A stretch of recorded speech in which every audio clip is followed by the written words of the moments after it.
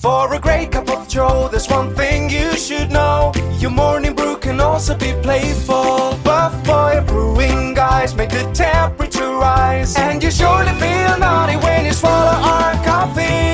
If you want some real heat, give your mouth a fine treat. You will want some more, rest assured. Buff Boy Brewing, you can't get enough of. It's time for The Scribble, your weekly fix of celebrity chats, bizarre stories in the news, and basic random chatter with best-selling author and syndicated radio host Jeremy Bradley.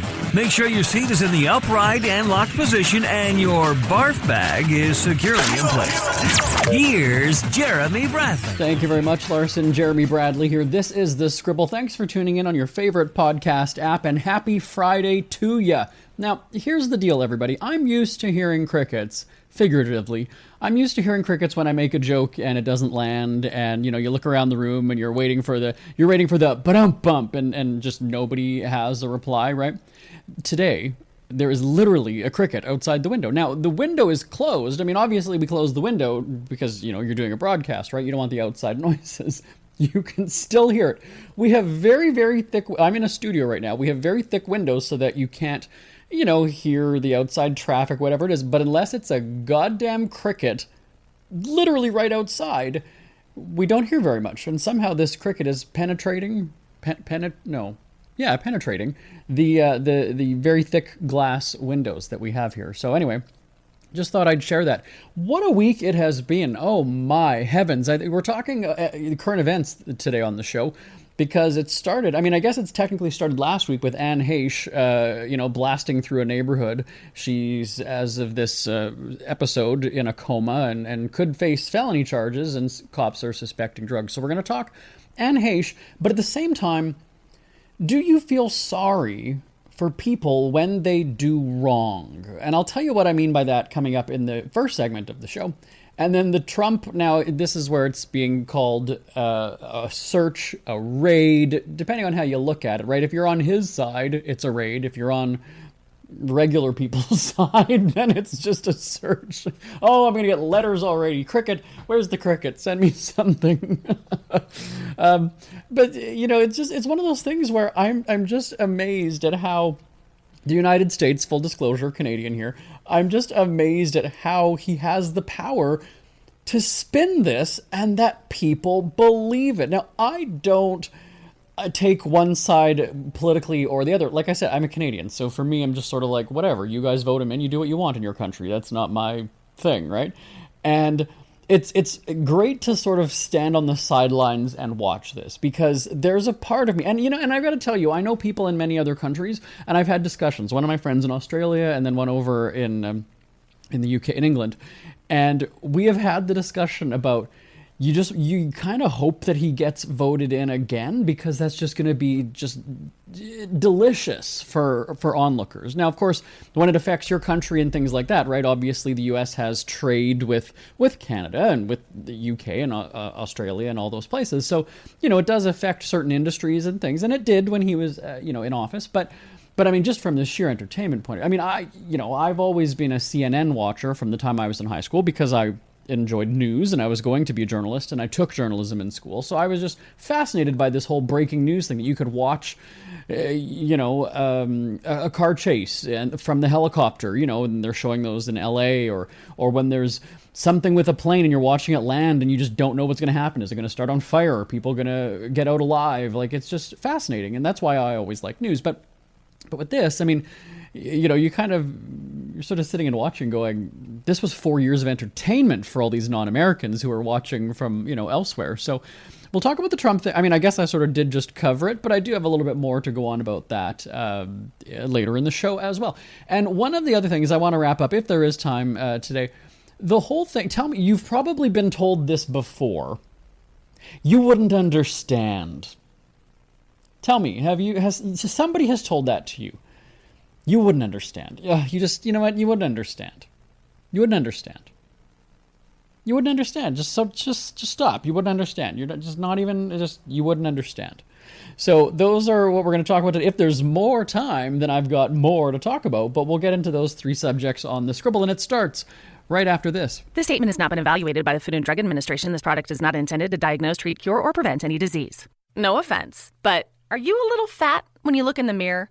How would you like to learn the secret to losing 3 to 5 pounds a week without joining the gym or going through any crazy diets? It's called Body Sculpt RX. For the last 2 decades, we've helped countless people lose thousands of pounds. And now, it's your turn. Learn how to lose weight with one simple phone call and no prescription needed. You'll see an amazing difference in a matter of days.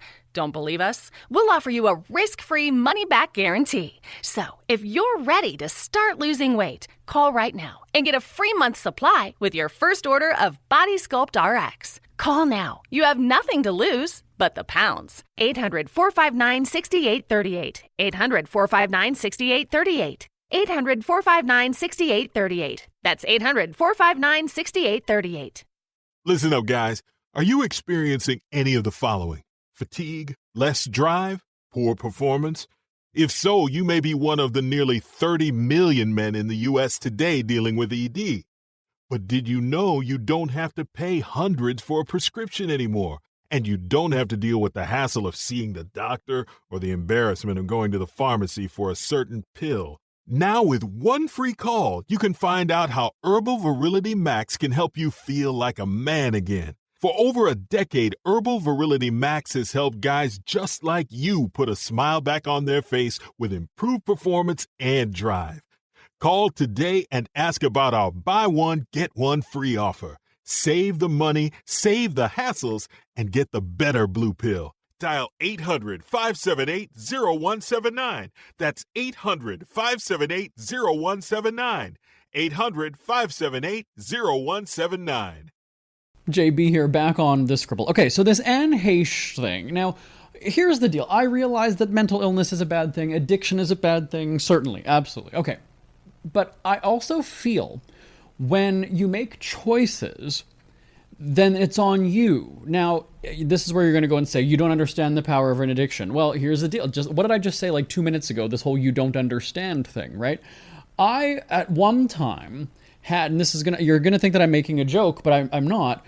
When I was about 13 or 14 years old, I had an addiction to lottery scratch tickets. And I'm not even making a joke, everybody.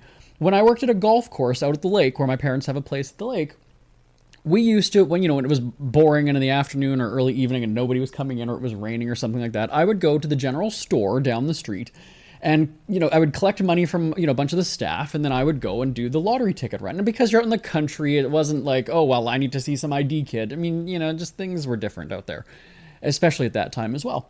And so this was a thing for me. Like, I guess it's considered gambling, sure. And there was just something to it. And then when there was, X-Men, obviously, right? Marvel, X-Men. When there were X-Men cards, trading cards, like you'd have hockey cards, baseball cards, there were these Marvel X-Men cards. And I was addicted to going, because they had these holograms in them. Remember Willy Wonka and the Chocolate Factory and the Golden Ticket, and you're buying all these chocolates and you're trying to get... That's what it was there was a hologram card in, whatever, every 100 or, 200 packages. And you wanted all 6 of them. That was kind of the big thing, because it's going to be worth a lot and I can sell them and whatever. And any time that I had, whether it was $3, $4, $5, anything, I would go and I would get another package from the store, because... there could be these lucrative holograms in there, and that's going to make me a lot of money, and I'm going to, And so I was obsessed with it. I was, buying them all the time. Like I said, when I say any money that I got, I mean, if I was collecting, change on the street, if I was walking home from school and saw something, swoop that up, oh, got another $2, or I don't remember how much they were, but you get the idea. And so that was when I realized at an earlier age that I have an not an addictive personality, I'm just prone to, I guess, an addiction. And you don't realize that in the moment, obviously, especially as a kid. And then it struck me at about 16, 17 years old when I was starting to drink with my friends. Again, we worked at a golf course together, and then we would go and hang out, have a bonfire, things like that. And in the moment, because you're a rebellious teenager, you just go with it. And you don't appreciate people trying to stop you from drinking, right? How many of us know a drunk who you kind of sort of laugh it off and be like, yeah, you know what, buddy, now just, oh, there is no more. Oh, you know what, I think you've had enough. And then of course it becomes, no, I'm fine. We've all heard it, and some of us, and the majority of us have done it too. And I was that same way. So they would go and they would hide my vodka bottle, whatever it was, and tell me that it was all gone, even though I knew that it wasn't. And I knew that there was other booze. But then I'm like, well, wait a second, where's so-and-so's beer? Where's so-and-so's amaretto? Where's so-and-so's whiskey? Where's so-and-so's, whatever? And now they're all telling me that it's all gone. And I know that it's not true, but I guess I'm just not in that state to then go and start trashing. I mean, I wasn't a violent drunk ever, obviously, but certainly. And so those are choices that you're making, right? Now, I've always said, like, I have a cousin who is very, very, very, very overweight. And I'm not talking just like 200 pounds. We're talking at least, 4 something. And doesn't exercise, doesn't eat well, apparently has had 2 heart attacks, he's younger than I am, so he's 30 some years old. He's got to walk with a cane. He's got this. He can't really get outside very often. And, you kind of look at things like that and go, that's a choice that you've made to not eat healthy, to not take care of your body. I realize that you're having these subsequent health issues, right? And he's married and he has a child. But at the same time, I mean, when I go on Facebook and I see you posting pictures of the greasy food and going on rants about the McDonald's order you got, and then this isn't a joke. This is actual what him and his wife do, and she's not a slim gal herself, but so you look at things like that and you kind of go and say, well, you just sort of stand back and think to yourself. You don't actually say to them, maybe that's not the healthiest eating choices because you're both morbidly obese, I guess, is the term, isn't that? I'm not trying to be offensive. Morbidly obese is the term, isn't it? I'm looking around. Sorry, say it again, Bon. Morbid, yeah. Oh, that's what I said. Okay, and that's just the term. That's the clinical or medical term, whatever it is. And so somebody like that, and we said the same thing about my dad too. Both of my parents were smokers as we were growing up, and I remember saying to my brother one time, like, if he gets lung cancer, I'm not going to give 2 shits. Like, that's on him. So I'm going to be without a dad. I mean, he's smart enough to know. And again, smoking is an addiction. I realize that it's got a hold on you. And I've always said that too. Then don't have that stuff around you. Then don't surround yourself. I understand if you're out in public, right? This is one of those things where if you're out in public and people are drinking or whatever, it's tough for you because it's right there in your face. You have that choice to make. Going back to the story about my cousin, you have the choice to make healthy, like to have healthy foods in your house, right? Like if I'm going to fill my cupboards with cookies and chips and things like that, that's the decision that I am making. And so for me, I remember I live with a Brazilian fitness model who's like, Mr. Nutrition. So fortunately, I don't have really a sweet tooth anyway, nor does he. And it works, right? But if we had pails of ice cream and whatever, sprinkles and icing, and I can't think of anything else. Just sweets basically in general.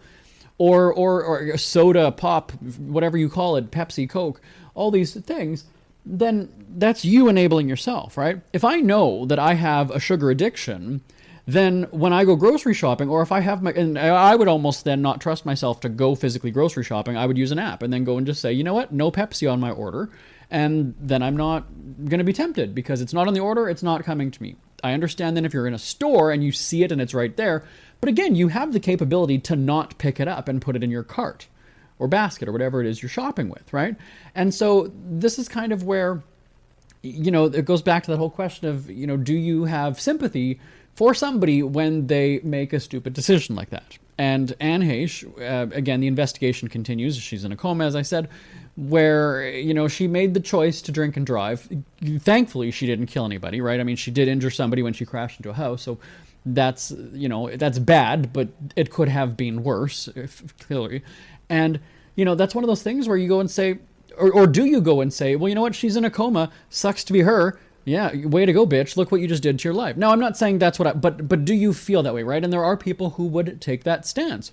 And so when I tweet it, because entertainment headlines are my thing every daytime in the mornings, and when we tweet the headlines, somebody had just, let me bring it up on my screen the other day, where we tweet the headline, and our headline said, oh, it's not coming up. Here we are. Anne Heche could face felony charges after fiery car crash.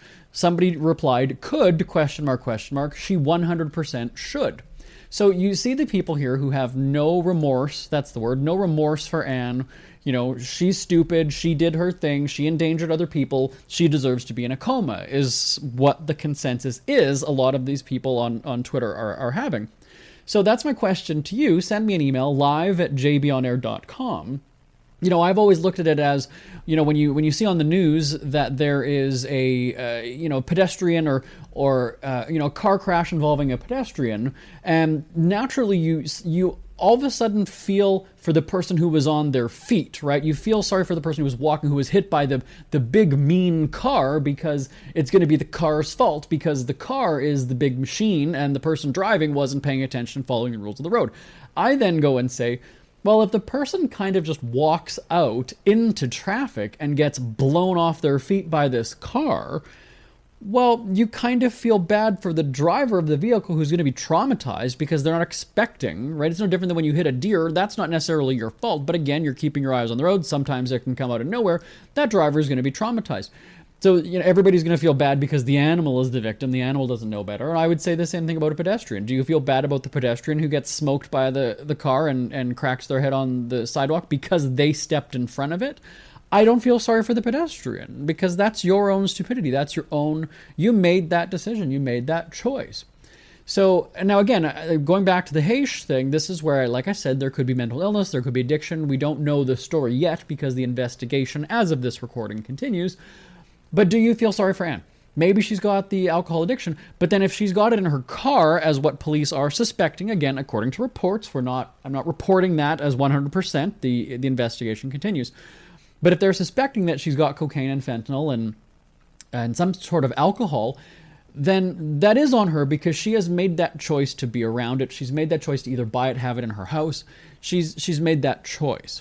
So again, I'm not going to get diabetes from drinking 17,000 gallons of Pepsi every day. I might get diabetes another way, but at least I'm not going to go and say I got it from drinking Pepsi 24/7 in my house because I didn't enable myself to do it, right? Same thing with my cousin. You know, yes, it's going to be tragic if he does die and he, you know, his wife is a single parent at that point raising their child.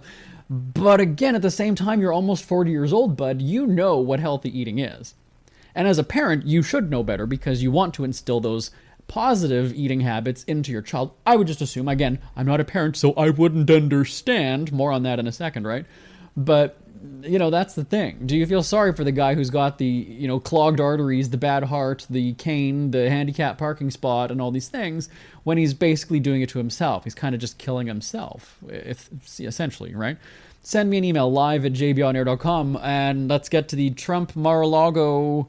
We're going to take a break. More on the Scribble right after this. This statement has not been evaluated by the Food and Drug Administration. This product is not intended to diagnose, treat, cure, or prevent any disease.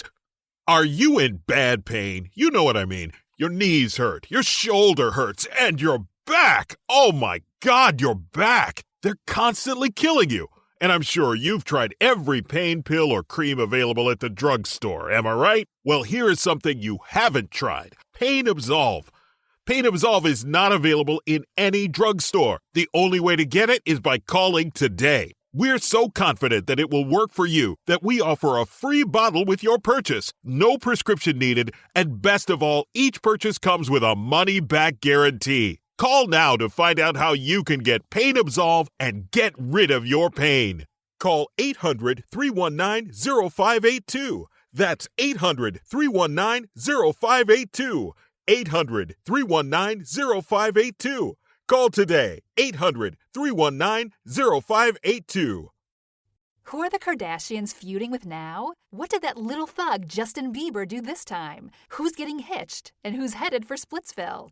Hear the latest celebrity news and gossip every day on Entertainment Wrap-Up. The good, the bad, the ugly, but mostly the ridiculously hilarious. It's all recapped in this daily segment at entertainmentwrapup.com. Have a laugh at the expense of the rich and famous when they take themselves way too seriously. It's 3 minutes of time-wasting fun at entertainmentwrapup.com. Check out Entertainment Wrap-Up at entertainmentwrapup.com. Brought to you by Speak Free Books. JB here on the Scribble. Okay, so I mentioned earlier in the show this whole Mar-a-Lago. And what a stupid name. I don't even like that.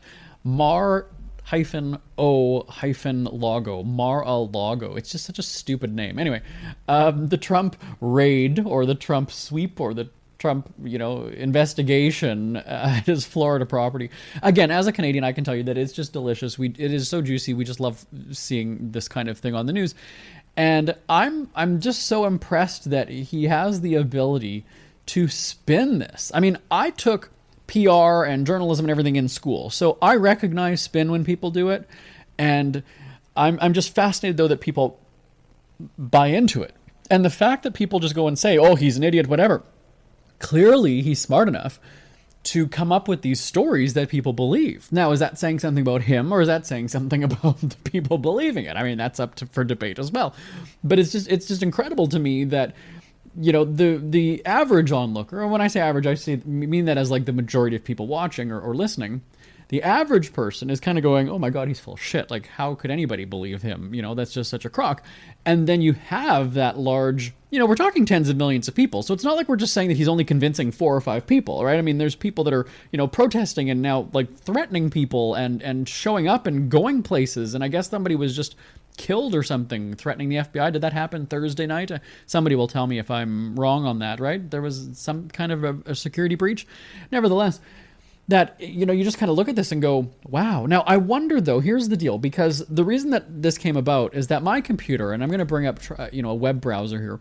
We have so many of these articles now. When I just bring up this, why you should do this, the secret to da-da-da-da-da, how such and such, could da-da-da-da-da, 7 things you need to know, 12 reasons to do this. Like, I wonder now if people are just sort of programmed to hear this information, you know what I'm saying? And then just, like, go with it as though, like, 7 reasons to unplug your phone at night, 13 reasons why you shouldn't do this, 12 reasons. Like, I've always hated those articles. I don't want to be told, this is why you need to stop drinking milk. This is why you need to cut this out of your diet. This is why you need to walk so many steps a day. Like, let me do the thinking, but don't tell me this will make your life better. Let me, first of all, have that thought. Oh, hey, I wonder if I stopped drinking milk, if that would affect my bones. I wonder if I had more. But when you're putting it in my face and telling me that you shouldn't do this because, well, you know what? I didn't realize that in the first place, and my life was fine, but now I'm worrying about it and wondering and making these life changes because you told me to. So I've never been susceptible to that kind of messaging or that sort of, so when I see, a president, and in my country it's Justin Trudeau, I don't, just because you've told me to get the vaccine or you've told me to, whatever, I'm still going to make the choice for myself. Before anybody goes and is like, "Oh, you're an I'm vaccinated." That's not my point. What I'm saying is people telling you, do this, do this, do this. That's what I don't appreciate. And so give me the information. Let me draw the conclusions. Let me make up my own mind. Let me decide what's best for me. But, that's where I wonder if our whole internet or social media generation is falling for it because, he's the president and he's in charge. Don't take it literally, though. That's my thing. I mean, look at Justin Trudeau has had COVID. I have not. So, now I realize, and here's where we're going to have different schools of thought, is that it's airborne, it's this, it's that. He's around way more people than you are, JB. Like, all that shit. I get it. But that's not what I'm saying, though. So there's a little bit of sweetness when you've got the person who is like, get vaccinated, wear your masks, it's not safe to travel, blah, blah, blah, and then comes back from a trip and has COVID. Like, you kind of sort of laugh about that, where here's this dude who's lecturing us, and at the very beginning of the pandemic was sort of gentle in his messaging. Now all of a sudden, and tells you for months that it's not safe to travel. You get on a plane, you're gonna get it, and then you're gonna have to be locked in a hotel for days, and you're gonna, you gotta be isolated. You're gonna chain you up into this, hotel room, and we're gonna feed you styrofoam food, and then all of a sudden he goes and gets it, and you kind of look at that and go, well, ha ha ha, right? And so what did you do wrong then, Mr. Prime Minister? And then, of course, the messaging changes where, you're reducing the likelihood of getting it if you wear your mask and you get vaccinated and blah, blah, blah. So I'm just impressed with this whole Trump thing, that he can say that. And there's people that are just, and it's the same thing. There was an Alex Jones documentary on CNN was it last week? I don't know. So it's just, it's funny because you've got this guy who just screams, and you wonder about his blood pressure. Talking about my overweight cousin. I mean, this dude is like turning red and his head's about to pop off when he's screaming into a microphone. And whether that's an act or not, I mean, he genuinely seems like worked up and revved up. I mean, you have to go and say, like, that's got to be killer for your blood pressure, man. And so, when he was at the January 6th thing, or when he's doing his show, I mean, the fact, like, here's a guy who's, like, screaming at me. Why am I just believing this unhinged maniac who is, and maybe he has a point to some things, and I'm not familiar with his content, so I'm not going to go and say that every single thing that he says, like, maybe he has merit to some things. I'm going to give him the benefit of the doubt. I realize that he's a Looney Tune, and he's got these weird theories and whatever, because he's being sued, and, he's got to pay $40-some million. Maybe he has said things in the past. Just as I could go and say, I don't listen to the Joe Rogan podcast. I'm sure he has some intellectual, educated conversations from time to time. But the only real things that kind of make the news are when he's shit disturbing, right? I think he's a very smart guy, but I also know that you play to your audience. You play to what people are wanting from you. That's why they tune into you. So I get it. Then you also have that question of, does Alex Jones really believe the stuff that he's saying? Does Donald Trump really believe that he's being targeted by the government? Or is that just what he's wanting other people to believe, right? Is it his delusion, or is it him trying to paint that picture and look like this victim in it all? So it's just, it's fascinating to me that we have this society now where just because somebody tells you to do it, you just don't think for yourself and just go and do it. I mean, we had those testimonies, or the committee, what is it called? Somebody give it to me. The January 6th committee hearings, thank you, where you have these, hillbilly redneck guys who are just like, well, I went there because the president told me to. I went to Washington because they told me to. Really? Like, that's all it took. That's all it took for you to leave your trailer park and go and do this. I'm fascinated. But then when it's authority that you don't respect, no, I ain't going to do that. I'm not doing that. I'm doing that. But then why this one person who he tells you to march or whatever, bring your guns, load up the 4x4 or the truck and go to Washington, D.C. I'm going to storm that Capitol. And you just do it because he said so. I mean, I'm an adult, and here's the deal. Like, I had to, cut the strings of my mom. A few weeks ago, I talked about that on the show. And I'm now, 40 years old, and she still thought that she had control over my life, where, that my house was her property, that she could just, and this, again, isn't an exaggeration. You can listen to the episode from 2 or 3 weeks ago where my mom literally came through my office window at home when I was sleeping upstairs with my husband. Like, because she hadn't heard from me by text message within 5 or 7 hours the day before. Like, it was just, and so that's where I'm kind of sitting there going, you know what? And up until that point, there were times where I would kind of let her sway my decision, and maybe the word would be influence, but I'll say, like, sort of sway my train of thought. Or, well, yeah, okay, she's my mom, she got a point. Very quickly, from that point on, from a few weeks ago now, I'm just sort of like, yeah, no, I am a free thinker. So just because she will come here and rag on me and, whatever, no, it's still my life. You're the mother, that's fine. I'm not your kid, I'm your son, I'm not your child, is how I thought it. And so that's where it's just like, just because I went shopping or we went and walked my dogs, and she's like, oh, your grass better be cut. In the past, what I would do was, oh, well, you know what, that evening or the next morning, I'd go out and cut the grass because my mom said so. But that's your mom, so you do those things. And, well, I guess I stopped doing that, I guess, a few years ago, but this solidified it a couple weeks ago when she, and when I say broke into my house, like I said, she climbed through a window that's like 6-7 feet off the ground. If you haven't heard that podcast, listen to it. I swear, she got boosted up somehow through the window.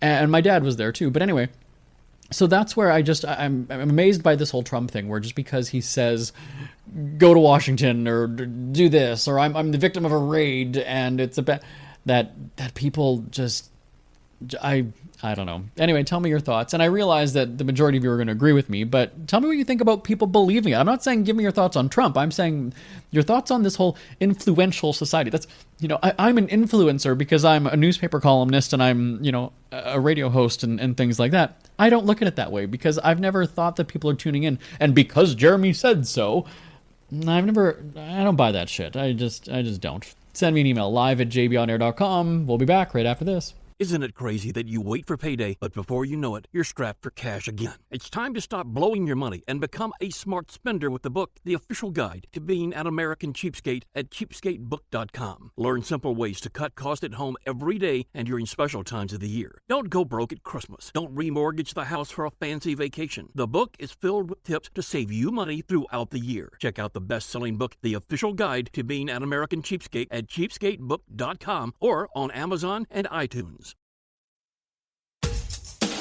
Ever had something to get off your chest but never had the balls to say it? That's a load of crap. Speak Free with JB.com is exactly what you've been waiting for. Your chance to tell it like it is and not care what anybody else thinks. Have your say on issues of the day. Join newspaper and radio columnist Jeremy Bradley as he tells it like it is. Hundreds of thousands of people have stopped by, including some well-known celebrities who have had a chat with JB and speak candidly about what's really going on in the world.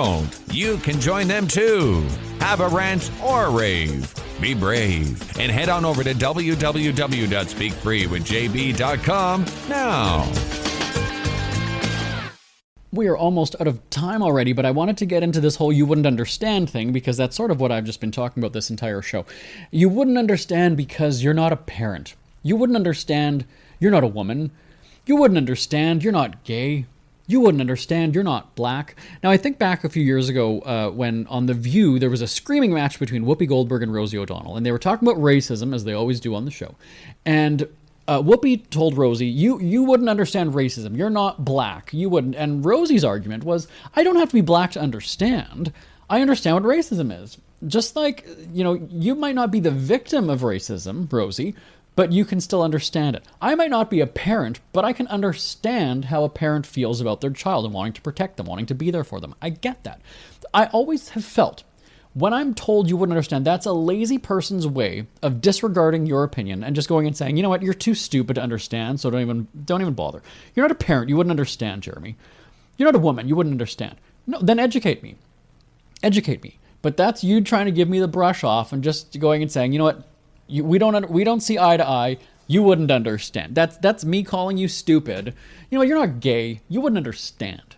You're not smart enough to understand what a gay guy goes through, you bigot, you closed-minded, homophobia. No, I don't need to be a woman to understand that childbirth is painful. I don't need to have had a baby to understand that. I get it. I don't need to be black to understand that racism is hurtful. I don't need to be that. I don't go and say, I don't think I've ever said to anybody, oh, you're not gay, you wouldn't understand. Because that's, again, me calling you stupid and me going and saying you don't have the intellectual capability of connecting dots, putting two and two together, internalizing things. And I just feel that that's so rude. But think about when you've been told that, right? You've been told that during a debate. It's not like you're told that right away. It's because maybe you've been having a discussion, argument, debate, whatever, for a few minutes now at that point. And you're not agreeing with the person, and that's their go-to line. That's their way of ending the discussion. You know what? You're not a parent. You wouldn't understand.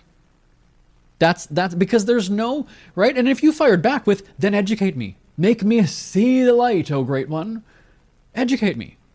Make me understand. Help me understand then. Help me understand. Because what they'll probably do in that point is basically just keep reiterating their points that you haven't agreed with. But because you're not agreeing with them, you wouldn't get it. You wouldn't get it, you dumbass, you fuckhead. You would not get it, so shut the hell up. Send me your thoughts live at jbonair.com. One more break. Back in a moment on The Scribble.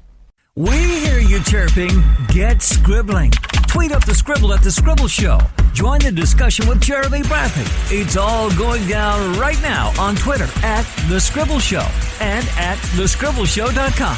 JB here, back on The Scribble. We're already over time, but I'm just going to keep talking anyway, because I'm so programmed to host radio. And you remember that, for 15 years of my life, I hosted a 2-hour radio show.